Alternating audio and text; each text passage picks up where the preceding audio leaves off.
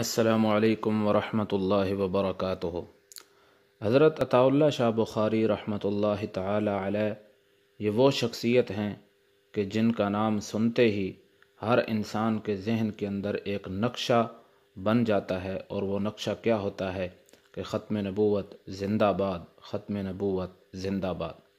تحریک ختم نبوت کے بعد غالباً 1955 کے اندر فیصل آباد دھوبی گھاٹ کے میدان میں جب حضرت عطا اللہ شاہ بخاری رحمۃ اللہ تعالی علیہ ضعیف العمری کی حالت کے اندر جب بیان فرمانے کے لیے تشریف فرما ہوئے تو عمر زیادہ ہونے کی وجہ سے حضرت بیٹھ کر تقریر فرما رہے تھے۔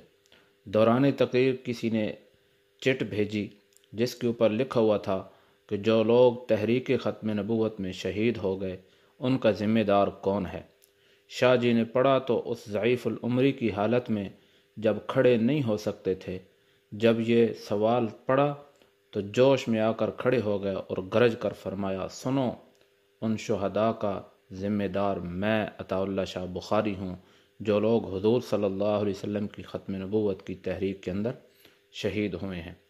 حضرت عطا اللہ شاہ بخاری نے اس مجمع کے اندر ایک جملہ کہا، اور وہ جملہ ایسا تھا کہ جس جملے کے پیچھے حضرت عطا اللہ شاہ بخاری رحمۃ اللہ علیہ کی ساری زندگی لگ چکی تھی۔ جیلوں کے اندر ہر قسم کی مشقتیں برداشت کیں۔ حضرت عطا اللہ شاہ بخاری رحمۃ اللہ علیہ نے جب جملہ کہا اور کہا کہ اگر تمام مسلمان حضور صلی اللہ علیہ وسلم کے جوتے کے تسمے کے اوپر بھی قربان ہو جائیں تو پھر بھی حق ادا نہیں ہوگا، ان جملوں جب یہ جملے فرمانے تھے کہ سامعین تڑپ اٹھے، لوگ دھاڑے مار مار کر رونے لگے، اور ختم نبوت زندہ باد، ختم نبوت زندہ باد کے فلک شگاف نعروں سے فضا گونج اٹھے۔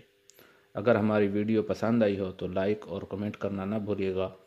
آپ کے قیمتی وقت کا بہت شکریہ۔ السلام علیکم ورحمۃ اللہ وبرکاتہ۔